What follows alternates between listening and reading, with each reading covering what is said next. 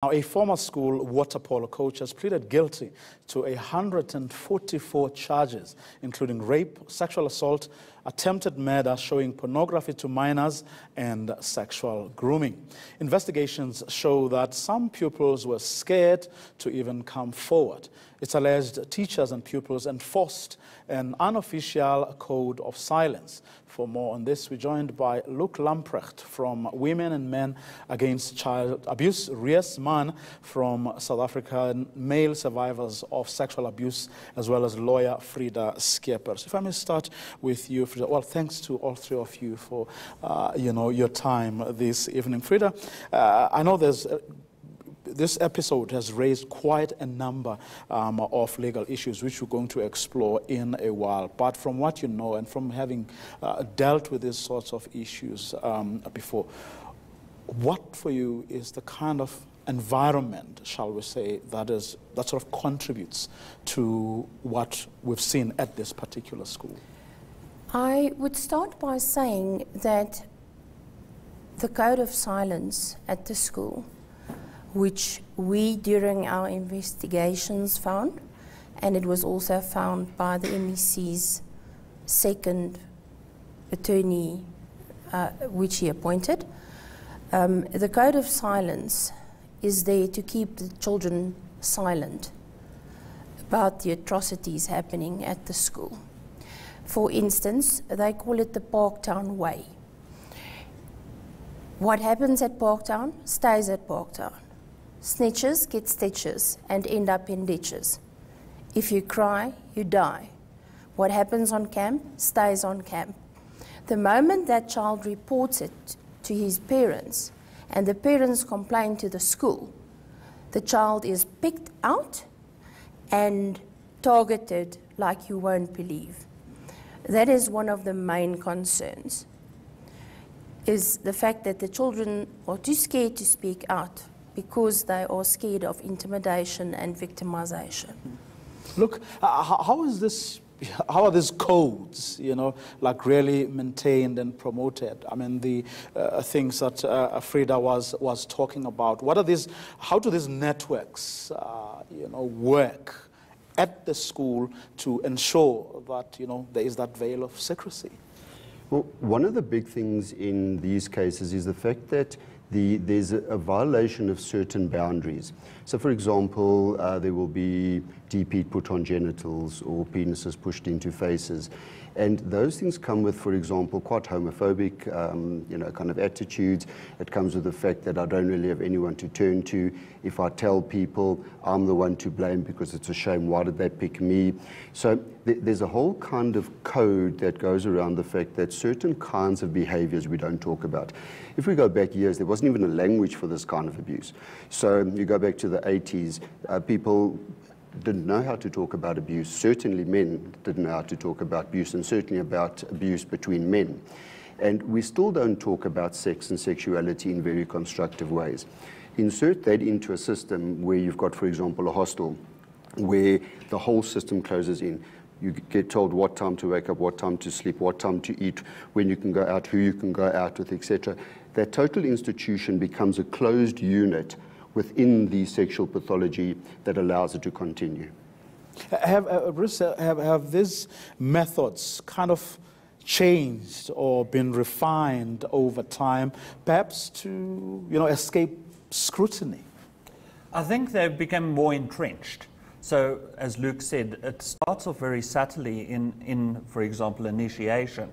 And over the years, the initiation takes a different angle and a more acute angle all the time. So over a period of time, it is changed drastically. Like Luke said, putting deep heat onto a person's testicles. Because of the silence, you do not know as a pupil at a school what the people before you experienced, because it's never discussed. So there's opportunity for people who would like to take advantage of the situation to be able to move and shift the dynamics to become more and more sexual over a period of time. Are there legal provisions, Frieda, to take care of this situation as the law stands? Obviously, the first one and the most important one is the Constitution of South Africa, and more specifically, there is a section in the Bill of Rights protecting the rights of children, protecting them to be in a safe environment, not to be violated, not to be sexually abused, basically. It includes everything. Then we also have the Schools Act. We've got hundreds of acts covering the rights of children, and we also have case law. But whose job is it? Whose job is it to make sure that that Constitution, that Bill of Rights, is in fact a living document, and schools are not only aware of the provisions, but actually live by those laws? Definitely the government through the Department of Education. Is it doing what it's supposed to do? I don't think so, no. I believe not. Is that your sense also? Look, I think that there's two primary issues. You must remember the power of abuse lies in the secret, and the abuse has a whole set of meaning to people. So Section 54 of the Sexual Offences Act is extremely clear. Anybody who knows a child has been sexually abused must report it immediately to the police. Failure to do that is a crime. But because of the things you've mentioned, people don't come forward. Well, I think there's a second. That's true, and I think there's a second layer to that. When you've got a set of old boys rotating in from school into the hostels, into the school, there's a sense where what is normal outside is not normal inside anymore. So there's a blurring of normality. So even the adults who are charged with reporting the cases don't report them to the police because it's an internal self-sealing structure, as I mentioned earlier. So those people have actually committed a crime because they haven't reported. There's a crime being committed against the children, and you've got an accused person who's quite clearly sexually predatory and pathological and so on, inserted into a system where the people don't disclose because the people above aren't going to tell because they didn't before. Now, you have these adults, right, who are part of the system, and I'm including here teachers. I'm parking for a second, like, the boys, and I suppose the girls were part of it all. There are these people, like we had the water polo coach. What are the schools obliged, or what can, maybe that's what I should, let me not be legalistic perhaps about it. What can the schools do to break those networks, but to hold those people accountable? It took a long time for the water polo coach, for example, to be exposed. What can we build into the system as it currently operates to make sure that those people are not only exposed, but face the might of the law expeditiously? I think let's go back a few steps and say, with the parents. It's very important as parents that we have the conversation with the boy child, that we have conversations with the girl child. A lot of boys are never exposed to or never spoken about sexual abuse or anything that can happen to them. And that's why a lot of boys are not coming forward, is because society believes it doesn't happen to boys. So it also starts with the parents being able to have that open communication with their child. For the school, it is, again, it's this culture of silence. So being able to speak up, and like the boys in Parktown who have spoken up, to me are much better men and greater men, and are the heroes of this situation that we're in. But society and the schools and everybody don't look at them like that. I honestly believe they're the heroes. They're better than any sporting hero great that the school has produced. These boys are equal, if not better, because of this, the risk that they took for exposing. And the schools need to, as Luke said, this network is very closed. It's a very closed network. So you need to make sure that the teachers are, again, the teachers who are pupils, and then became old boys, and then became that it's like a secret society, virtually like, as Luke once mentioned, like the Freemasons.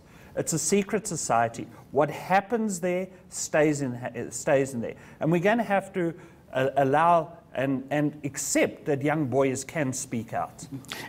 Also, I suppose a school going out of its way to actually, you know, hide this or pretend, you know, it didn't happen, or to even, you know, because when one looks at the first report, for example, in the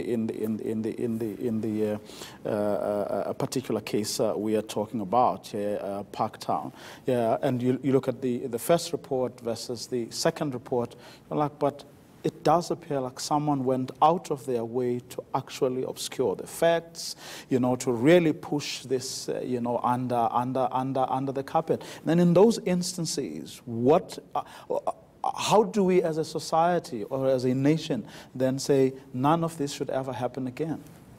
Well, I can just confirm what Rees has said, and that is that the children must speak to their parents and their parents must speak to them about speaking out.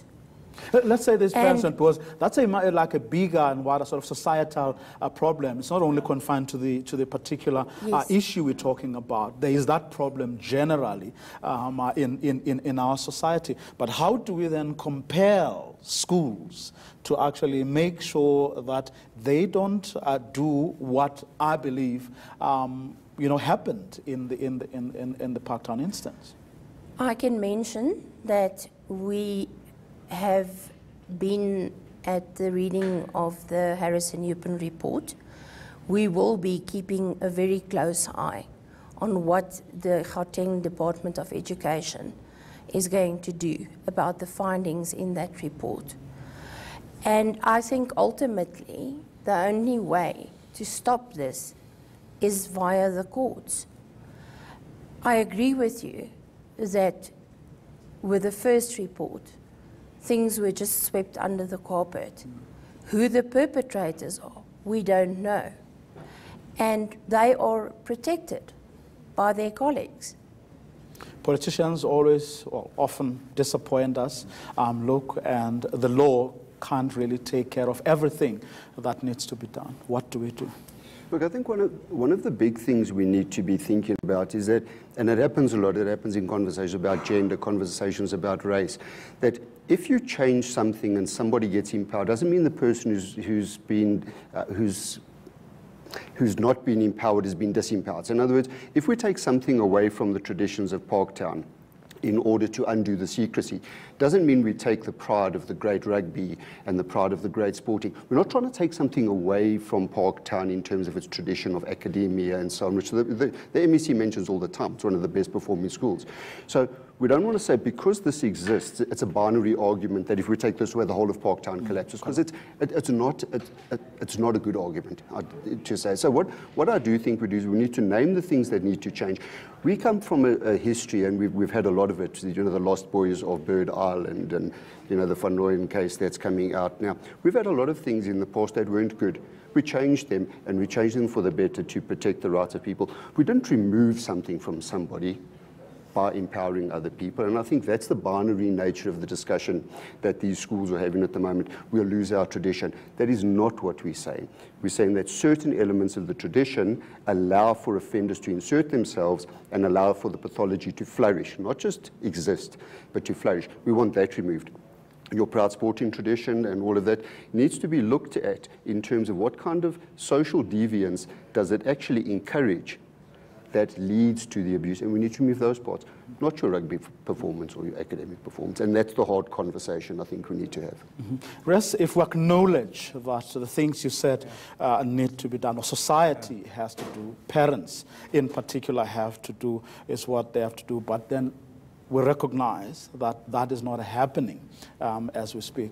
What can we do? What are the sort of things that we can do to begin, you know, to whether you call it conscientize or, you know, even if it's to nudge people to actually do the right things that will help them, their children, everybody? I think education is important, and education of parents, education of the school itself, governing bodies, as well as the pupils. Letting them all know what their rights are, letting them all know what the risks are as a young boy of being sexually abused. A lot of parents, for example, have no knowledge about the grooming process and how the grooming process happens over a long period of time. How they also sucked into the grooming, because with a lot of boys, with most boys, the abuser is known to the child. The abuse is known to society, and the abuse is respected by the parents. So we need to start looking at an education. The schools themselves need to be able to having the conversations with parents and opening up, again, that closed community where they're not telling the parents and the teachers about what the law is and what the law entails. 5 years ago, we ran a conference, and we invited every single boys' school in this province. We had 100 attendees at our conference. Not one school sent a representative to a conference on male sexual abuse of males. Not one of them did. So to a certain thing, all schools over there, and we've been talking about Parktown, all schools have had this, and it is happening in their schools. Because it hasn't come out in the media, because somebody hasn't spoken out, does not mean that it's not happening. I think if they really think, any of the boys' schools think this is not happening, they've got their heads in the sand. So we need to create the environment in the school and at home where parents can speak out. But it's also, as you said, in society itself. We need to acknowledge that the figures we use is 1 in 6 males are sexually abused and 1 in 3 females. The latest study in the University of Cape Town has actually put it at 1 in 3, both males and females. That's a South African study. So we need to accept the reality. We need to also take away the myths. And a lot of the myths behind sexual abuse of males actually stops males coming forward either later on in life. So for example, CSI, they always say, oh, we're looking for a 35-year-old single male who was sexually abused because now we're looking for the predator. It's not so. It's not so. And then you get other, because this is now in society, we start believing it. So people start believing that if you were sexually abused, you're going to actually become an abuser. An abuser yourself. Can you imagine if all the women who were sexually abused in South Africa become abuser? We'd have a society where everybody would be abused. Even more reason we should be having more of these conversations. Thanks to all three of you for coming through. Thank you. This evening. Luke Lamprecht from Women and Men Against Child Abuse. Rees Mann of South Africa, Male Survivors of Sexual Abuse, as well as lawyer Frieda Scheepers.